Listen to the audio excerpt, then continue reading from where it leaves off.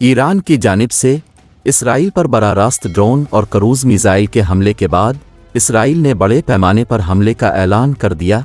इत्तलात के मुताबिक इसराइल की सिक्योरिटी काबीना ने जंगी काबीना को ईरानी हमले का जवाब देने का इख्तियार दे दिया है।